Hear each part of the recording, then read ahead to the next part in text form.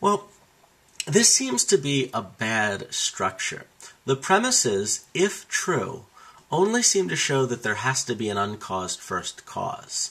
But the conclusion is making a larger logical leap, calling that uncaused first cause God. Why think, though, that the uncaused first cause is God? There are all sorts of other things this God could be. And let's try to compare the notion, as vast and weird and vague as it is, of an uncaused first cause, to some of those qualities we talked about that are typical of a definition of God. This is from our last lecture. Some of the qualities we thought that God had, God being powerful, smart, good, the creator of the world, not a physical entity still in existence, these sorts of things. Well, does an uncaused first cause have to be powerful? I guess sort of, powerful enough to get the whole ball rolling of the universe.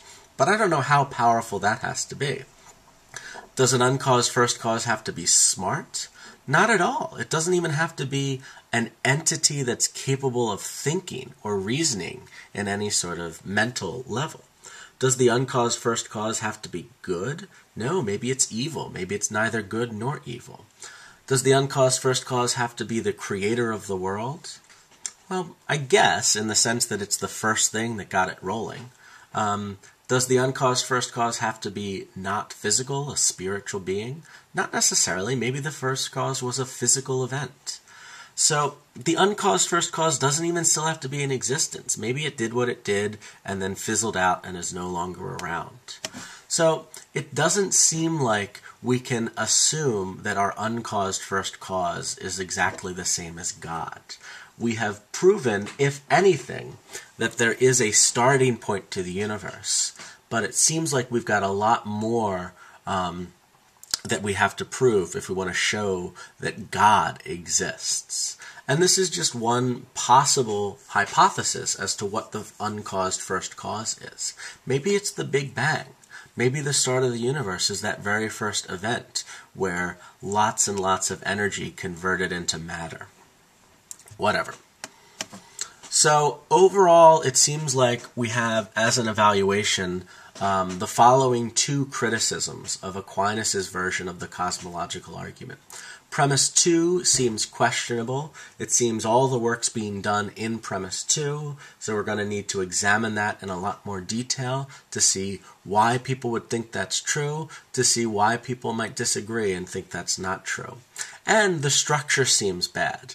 Even if the premises are true, all they've shown us is that there's an uncaused first cause. That's a long way away from showing that there is a God of the type that is loving and caring and perfect and good and powerful and smart and worthy of our attention and worship, like typical religious approaches to God say there is.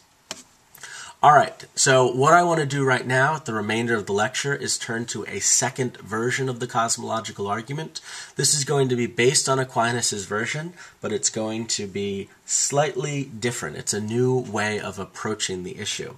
And this is a little bit of a hot content. This is exclusive. You're not going to get this in your textbook, so I hope you pay attention to this lecture. I refer to this version as the abductive version.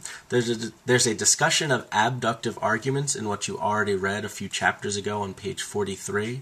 The book refers to these as inferences to the best explanation. So the starting question for this abductive version is as follows. What best explains the competing intuitions that we have about the universe? So here are the two competing intuitions I have in mind. On the one hand, we think every event has a cause. And on the other hand, we think every single thing has a beginning. Now, at first glance, these two claims look identical. It looks like you're saying the same thing twice, just rewording it differently. But I want to highlight that these are not the same thing. These are two separate claims. When I say, one, every event has a cause, I mean every event has some separate event that comes before it and is responsible for that event happening.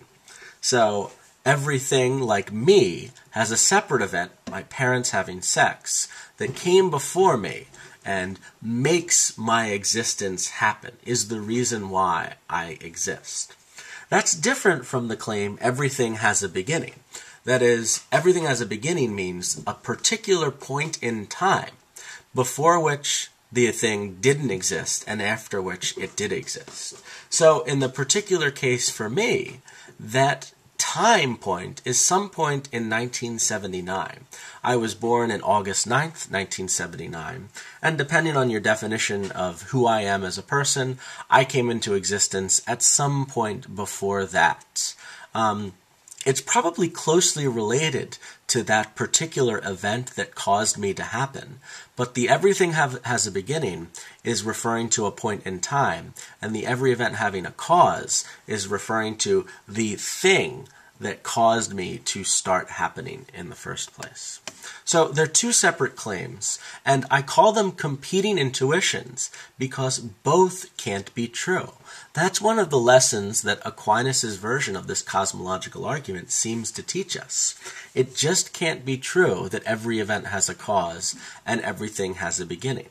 Why? Because if every event really does have a cause, then the universe extends backwards forever, literally without end, and that means the universe does not have a beginning. On the other hand, if the universe has a beginning, if everything has a beginning, the universe included, then it's not true that every event has a cause. Whatever is the first absolute starting event in our universe must not have a cause. So both of these can't be true at the same time. It's weird because they both seem so fundamentally and obviously correct.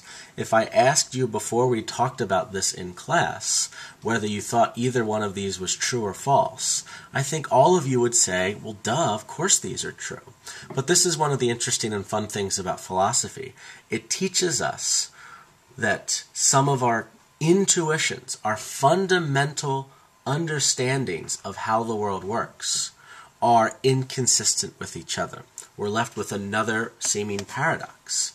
Well, to look at this abductively, to try to figure out the best explanation of these competing intuitions, we can offer two possible explanations. The one hand, maybe the universe regresses infinitely.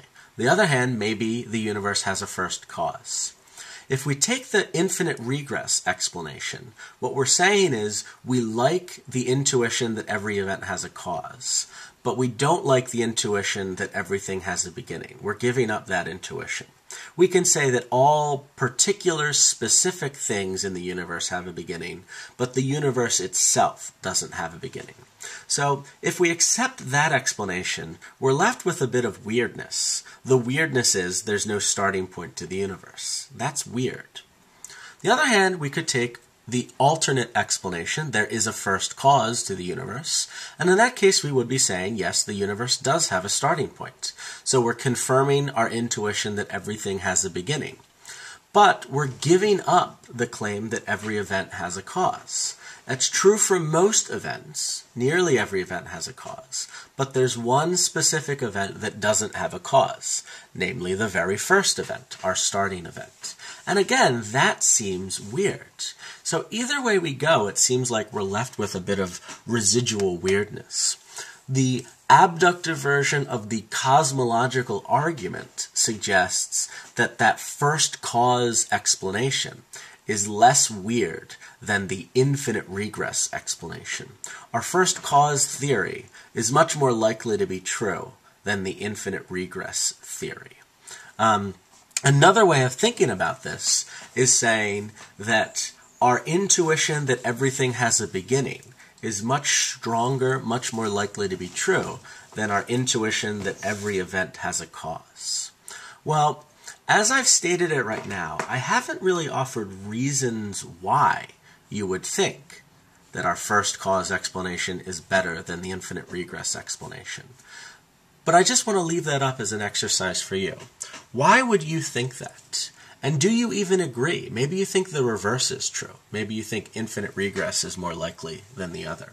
All right, I'll leave it at that.